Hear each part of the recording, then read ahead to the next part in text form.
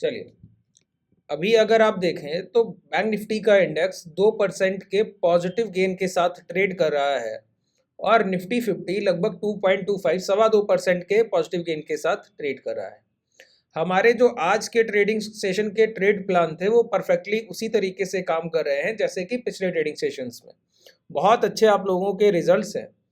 कुछ एक डाउट जो आप लोगों को रह गया उसके रिगार्डिंग कि इंट्राडे जो भी हम लोग ट्रेड प्लान करते हैं इंट्राडे के लिए, जैसे आज के ट्रेडिंग सेशन के जो हमारे ट्रेड प्लान थे वो क्या थे कि प्राइस में हम लोगों ने 2 सेशन का कंबाइंड हाई और प्रीवियस सेशन का एक हाई मार्क करके रखा।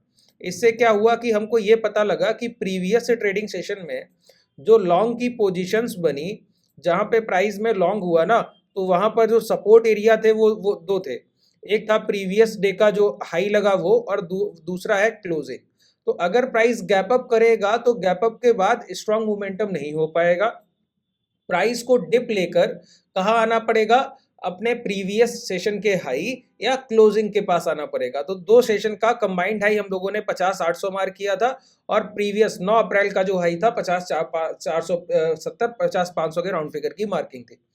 प्राइस ओपन होता है गैप अप के साथ और गैप अप के बाद पहली कैंडल जो इम्पैक्ट हाई लगाती है वहां से प्राइस पुल बैक लेता है, रिटेस्ट की कोशिश करता है, लेकिन अचानक से आप हाई ब्रेक करके मोमेंटम नहीं कर पाते, तो दोबारा प्राइस उसी भाव को रिटेस्ट करता है और वहां से ये मोमेंटम मिलता है।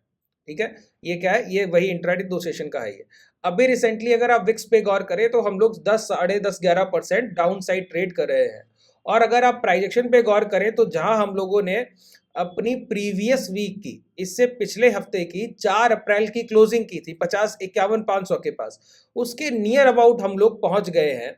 और अभी जहां हम ट्रेड कर रहे हैं वो हमारा प्रीवियस रेंज के अंदर है। लास्ट वीक का जो लो था उस लो के अंदर हम आ गए। देखिए, कोई भी प्राइस अपने पिछले ट्रेडिंग सेशन के लो को ब्रेक करके दोबारा अंदर लौट है, इंट्राडे ट्रेडिंग सेशन के डे लो को ब्रेक करके दोबारा अंदर लौट है, अगर प्राइस अपने प्रीवियस वीक के लो को ब्रेक करके दोबारा अंदर लौट है, अगर प्राइस अपने प्रीवियस मंथ के लो को ब्रेक करके दोबारा अंदर लौट है, ये सारे प्राइजेक्शन लॉन्ग की अपॉर्चुनिटी है। और जितना बड़ा टाइम फ्रेम उतनी बड़ी एक्यूरेसी। जैसे कि मंथली अगर कोई प्राइस लो ब्रेक करे कि प्रीवियस मंथ की क्लोजिंग जो है किसी शेयर का 100 रुपए पे हुआ, अब क्लोजिंग के बाद उस कैंडल का जो लो है वो 98 है, नेक्स्ट मंथ मार्केट ओपन होता है 1 तारीख से 5 तारीख के बीच में जो लो लगाता है वो 96 के लग गए, और दोबारा 10 तारीख तक लौट कर दोबारा क्लोजिंग करता है 98 के अंडर आके। तो 99-100 की क्लोजिंग अगर हमको दोबारा मिलने लगी और प्रीवियस मंथ का जो क्लोजिंग है 100, अगर ये ब्रेक हो गया तो मोमेंटम पूरी तरीके से शिफ्ट हो जाएगा और जो भी प्रीवियस मंथ का हाई होगा कम से कम वहां तक प्राइस चल के जाता है। अभी हमारे लिए प्रीवियस वीक का जो क्लोजिंग है वो क्या है, 51-500 के पास। रिसेंटली हम कहाँ ट्रेड कर रहे हैं, 51-200 के पास, और ये पॉजिटिव इंटेंट प्राइस है। इसके लिए ही हम लोगों ने ट्रेड प्लान किए थे कि अचानक से बड़ी गिरावट हम लोग नहीं देख रहे हैं, मार्केट में एक स्टेबिलिटी देख रहे हैं और मोमेंटम जो है अब वो मोमेंटम शिफ्टिंग की तरफ है। देखिए प्राइस ने क्या किया, पहले पूरे स्ट्रक्चर को समझिए। हम लोग एक मेजर अप ट्रेंड में थे अक्टूबर 2024 तक, वहां से करेक्शन फेज की शुरुआत हुई जहां निफ्टी ने तो प्राइस वाइज करेक्शन किया लेकिन बैंक निफ्टी ने टाइम वाइज करेक्शन किया, कंसोलिडेशन से एक बड़ी रेंज का कंसोलिडेशन किया रिट्रेसमेंट के साथ। अभी वो मार्च सेशन की एंडिंग के बाद प्राइस ने क्या किया, अब जब वो रिकवरी दोबारा रिवर्सल की तरफ है तो प्राइस ने एक शेकआउट किया कि जिन लोगों ने यहाँ पर अपने पोर्टफोलियो बिल्डिंग किया है, अच्छी पोजीशंस ले ली हैं, उनको एक शेक आउट किया कि आप यहाँ से बाहर निकलिए, और दोबारा मार्केट वहीं पहुंच गया जहां हमारी क्लोजिंग थी। अगर आप इस सिर्फ वीक के लो देखेंगे तो 49-200 दिखेगा और प्रीवियस वीक की क्लोजिंग हमको 51-500 दिखती। ठीक है, तो 22-2300 पॉइंट का एक डाउनवर्ड मोमेंटम और वहां से 22-2300 पॉइंट की रिकवरी, तो 4000 पॉइंट का up and down within a week. और अभी तो ट्रेडिंग सेशन कंप्लीट हो रहा है वो, जिसमें एक हमारा विद एक वीक के अंदर हॉलीडे था, कल का सेशन महावीर जयंती। तो देखिए पूरा आपके माइंड में एक फिगर होना चाहिए कि क्या आप ट्रेड कर रहे हैं। ठीक है, अब ये प्राइस जो है वो स्टेबिलिटी की तरफ है। आप विक्स को देखेंगे तो वो भी आपको वही बोला है कि 10% नेगेटिव। अब प्राइस में जो मोमेंटम होंगे बहुत स्टेबल मोमेंटम होंगे। गैप अप और गैप डाउन जब तक नहीं बंद हो जाते तब तक सिर्फ हमको ओवरनाइट रिस्क को नहीं लेना है और बाकी ट्रेड्स हम लोग बहुत अच्छे से अपनी कर सकते हैं। अब एक पॉइंट को बहुत ध्यान से समझिए। कई लोगों को दिक्कत आया कि प्राइस में जब प्राइस स्ट्रांग होता है और जब प्राइस वीक होता है उसका आइडेंटिफिकेशन कैसे होता है? बहुत क्वेश्चन मैंने देखा आपके कमेंट सेक्शन में है, कई लोगों ने कॉल मैसेज करके पूछा कि आपने तो सर बता दिया कि प्राइस गैप अप करेगा, गैप अप के बाद आपको डिमांड के लिए जाना है कि प्राइस पुल बैक करे, कहीं डब्ल्यू फॉर्मेशन करे तो निकल जाइएगा। यहाँ प्राइस ने पुल बैक किया, ये डब्ल्यू फॉर्मेशन किया, यहाँ पे ये लॉन्ग का आपका प्राइस एक्शन बना, बहुत लोगों ने इसको ट्रेड कर लिया। कई एक लोग इस कंडीशन में रह गए कि प्राइस यहाँ पे ये लो ब्रेक करने तो नहीं चला जाएगा, कोई बड़ी गिरावट तो नहीं हो जाएगी। तो एक बात बताइए, मैंने आपके बहुत सारे सेशन किए हुए हैं पहले से, जहां पर मैंने आपको बताया है कि प्राइस में स्ट्रांग बिहेवियर, प्राइस का स्ट्रांग बिहेवियर कैसे आइडेंटिफाई होता है। इसके लिए मैंने एक आरएसआई का पूरा सीरीज किया हुआ है। अगर आप लोग उस सीरीज को अभी तक नहीं देखे हैं तो मैं आपको रिक्वेस्ट करता हूं कि मैं टेलीग्राम में उसका लिंक पोस्ट करा दूंगा। चैनल ओपन करके भी आप देख सकते हैं, या डिस्क्रिप्शन को ओपन कीजिए, टेलीग्राम को ज्वाइन कर लीजिए। वहां पे मैं आरएसआई का पूरे वो सेशंस का लिंक मैं वहां पे डलवा दूंगा। आप लोग देखिएगा, मैं आपको बताता हूं कैसे हम अपनी एंट्रीज परफेक्ट प्लान करते हैं इंट्राडे में। अब हमारा ओवरव्यू क्या था वो आप समझ गए, ठीक है। अब देखिए पॉइंट टू पॉइंट चलते हैं। मैंने आपको बताया कि किसी भी प्राइस का अगर स्ट्रेंथ स्ट्रांग है तो आरएसआई क्या करेगा बताइए।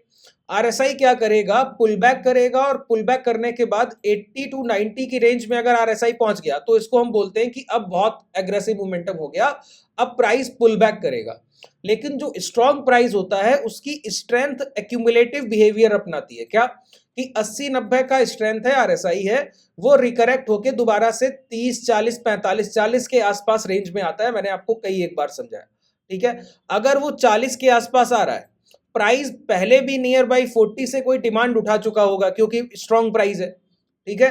तो ऐसे टाइम पे अगर आरएसआई में इतना बड़ा करेक्शन हो कि 80-90 की रेंज से लौट के वो 40 आ जाए, लेकिन प्राइस में इतना बड़ा करेक्शन नहीं होना चाहिए, प्राइस में रिट्रेसमेंट होना चाहिए, ठीक है। प्राइस ऐसा नहीं होना चाहिए कि 80 का आरएसआई था, 40 आया तो 40 पॉइंट आरएसआई गिरा, और मॉर्निंग से जब 40 से 80 आरएसआई गया था तो प्राइस बैंक निफ्टी चला था 200 पॉइंट, और 80 से 40 जब आरएसआई आया तो बैंक निफ्टी गिर गया 400 पॉइंट। ये स्ट्रांग बिहेवियर नहीं है। स्ट्रांग बिहेवियर क्या है कि जब 40 से 80 तक बैंक निफ्टी मूव किया, आरएसआई 40 से 80 गया, तो उस टाइम पीरियड में बैंक निफ्टी 400 पॉइंट का अगर मोमेंटम किया, तो जब दोबारा 80 से 40 आरएसआई आएगा तो सिर्फ 150-200 पॉइंट का रिवर्सल होना चाहिए, इससे ज्यादा रिट्रेसमेंट हमको नहीं चाहिए। और वही अगर वो वहां पे हमारा मल्टीपल कंफर्मेशन क्या होगा कि अगर वहीं पे आरएसआई का स्ट्रेंथ 40 आ जाए और हमारे शॉर्ट टर्म टाइम फ्रेम 2 और 5 मिनट के टाइम फ्रेम, अब 5 मिनट के टाइम फ्रेम पर आरएसआई पहुंच रहा है हमारा 48 या 50, ठीक है, लेकिन हम किसी नियर बाई सपोर्ट एरिया पहुंच गए, तो वहां पे हमको रिवर्सल देखना है और प्रीवियस ट्रेडिंग सेशन जो गेन के लिए प्राइस एक्शन बना है। जैसे अब देखिए मल्टीपल कंफर्मेशन क्या होता है, यहीं पे आप लोग गलती करते हैं, जो लोग गलती करते हैं ना वो यही करते हैं कि उनके माइंड में सिर्फ एक चीज चल रही है कि सिर्फ लॉन्ग करना है, लेकिन लॉन्ग करेंगे कैसे मल्टीपल कंफर्मेशन पे। हमको क्या चाहिए, हमको चाहिए जो कैंडल स्टिक को फॉलो करने वाला ट्रेडर है वो भी वही बाइंग कर रहा हो, जो इंडिकेटर बेस्ड ट्रेडर है वो भी वही बाइंग कर रहा हो, जो कल के ट्रेडर हैं जिन्होंने कल कुछ बाइंग करके प्रॉफिट किया है वो भी उसी सेंटिमेंट को ट्रेड कर रहे हैं। तो एक जगह पर जब बहुत सारे ट्रेडर्स एक साथ अपनी पोजीशंस को एग्जीक्यूट करते हैं, वहां पे जो डिमांड और ब्लॉक ऑर्डर बनेगा उसका एग्रेसिव बिहेवियर से आपको प्रॉफिट हो जाएगा, ठीक है। ये मल्टीपल कंफर्मेशन इसीलिए बोला जाता है एक इंट्राडे ट्रेडर को इंस्टीट्यूशंस और रिटेलर्स के बीच में खड़े होकर सोचना होता है, ठीक है। अब जैसे कि कल के प्राइस एक्शन को आप अगर गौर से देखें, देखिए ये जो सीरीज है अगर आप इसको पसंद करते हैं ना, तो अगर आप हमको सपोर्ट करना चाहें तो इसके लिए आप हमारी अंडर फ्रेंचाइज अपना डीमेट ओपन कर सकते हैं, उसका लिंक आपको डिस्क्रिप्शन में मिल जाएगा। ये जो डीमेट मैं यूज कर रहा हूँ ये धन का डीमेट है, और भी फ्रेंचाइज के लिंक भी आपको डिस्क्रिप्शन में मिल जाएंगे, आप जो भी यूज करना चाहें कर सकते हैं। मैं आपको बोलता हूँ कि आप धन में करेंगे तो कई सारे ट्रेडिंग फीचर्स आपको बहुत अच्छे मिलेंगे। देखिए यहाँ पे समझिए, बहुत ध्यान से देखिए, प्राइस प्रीवियस ट्रेडिंग सेशन में जो एक सिंपल प्राइस एक्शन है वो क्या है कि प्राइस एक इनसाइड कैंडल बनाता है, हाई ब्रेक करता है बॉडी साइज कैंडल से, फिर उसके लो ब्रेक नहीं होते। प्राइस देखिए यहाँ पे प्रीवियस कैंडल को इंगल्फ करता है, फिर वो लो ब्रेक नहीं करता। यहाँ पे प्राइस एक इनसाइड कैंडल बनाता है, प्रीवियस बॉडी साइज कैंडल को इंगल्फ करता है, फिर वो लो ब्रेक नहीं करता, ठीक है। प्राइस हर बार एक गेन करने के लिए इनसाइड कैंडल और प्रीवियस कैंडल की इंगल्फिंग दो काम कर रहा है। तो एक बात बताइए, अब अगर हमको आरएसआई का करेक्शन मिल जाए 40-50 की रेंज का, प्राइस अपने प्रीवियस स्विंग लो के पास आ जाए और इतना बड़ा करेक्शन ना हुआ हो, जितना बड़ा अप ट्रेंड आया उतना बड़ा प्राइस करेक्ट ना करे, रिट्रेसमेंट धीमा हो, और उसी टाइम पे प्रीवियस ट्रेडिंग सेशन के जो ट्रेड प्लान है उनका वहां पे दोबारा से रिपीटेशन हो रहा हो, तो ये मल्टीपल कंफर्मेशन हुआ कि नहीं हुआ। एक ट्रेड अपॉर्चुनिटी को आप ट्रेड करने के लिए कई सारी चीजों को एक साथ नजर में रखते हैं। ठीक है, यही एक अच्छे ट्रेडर की पहचान है कि वो दिन के चार्ट ट्रेड नहीं करेगा। अब इस मोमेंटम के बाद हम लोग ये हाई ब्रेक होने पे लॉन्ग नहीं करेंगे, क्यों? क्योंकि इंट्राडे में जब पहले इंपैक्ट हाई ब्रेक हुए तो वहां पे हमको कोई मोमेंटम नहीं मिला, पहले रिट्रेसमेंट मिला। अब ये हाई ब्रेक होने पे हमको क्या ही मोमेंटम मिल रहा है? कोई नहीं, पहले रिट्रेसमेंट। या तो ये कंसोलिडेशन रेंज बने या पुल बैक करके यहाँ कहीं आए, दोबारा एंगल्फिंग करे तब लॉन्ग करके जाए, या फिर यहाँ कहीं आए पुल बैक करे दोबारा।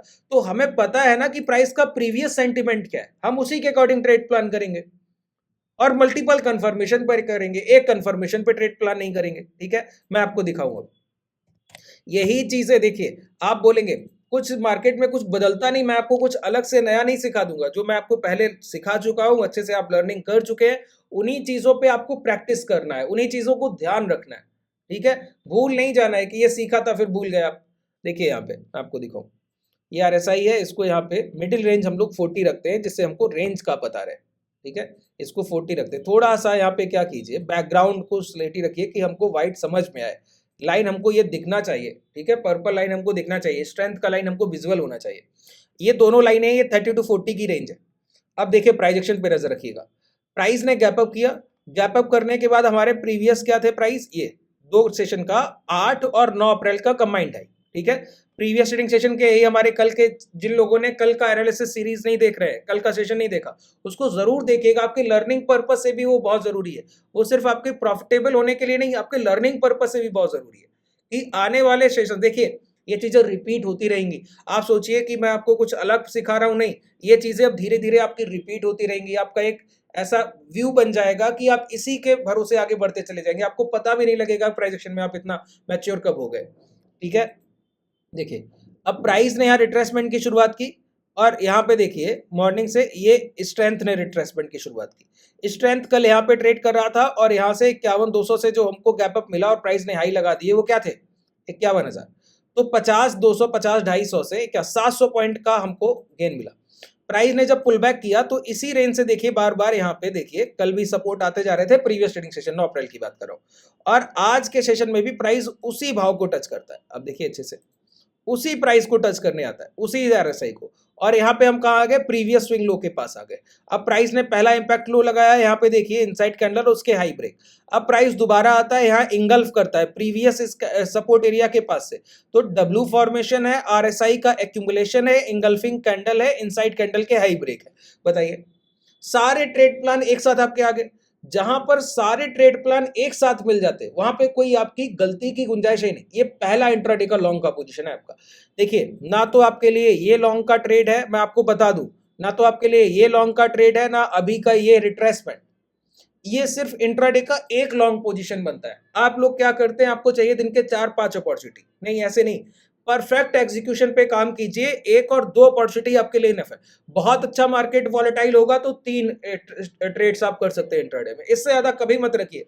कई लोग क्या करते हैं ना कि इंट्राडे के 7, 8, 9, 9, 10 ट्रेड लगा रहे हैं, बस यही काम कर रहे हैं। इतनी ट्रेड्स की आपको नीड नहीं है, एक दो परफेक्ट ट्रेड कीजिए, अच्छी अपॉर्चुनिटीज को देखिए, उनको ट्रेड कीजिए, और अगर आप हैज करेंगे तो उसका तो बेनिफिट अलग ही है सर, है ना। उम्मीद है आपको अच्छे से ये समझ आ गया होगा पूरा सेशन। अगर कोई डाउट हो, पॉजिटिव या नेगेटिव, जो भी आपका फीडबैक हो, उसको कमेंट सेक्शन में जरूर लिखा कीजिए, और अपने शुभचिंतक लोगों के साथ जरूर इसको शेयर कीजिए। मेरी जिम्मेदारी बनती है कि मैं आपको सही जानकारी दूं, और आपकी जिम्मेदारी बनती है इस जानकारी के भरोसे ही आप ट्रेड करें, और किसी इंडिकेटर बेस्ड या टूल बेस्ड या सेटअप स्ट्रेटजी बेस्ड ट्रेडिंग को बिल्कुल फॉलो ना करें। धन्यवाद।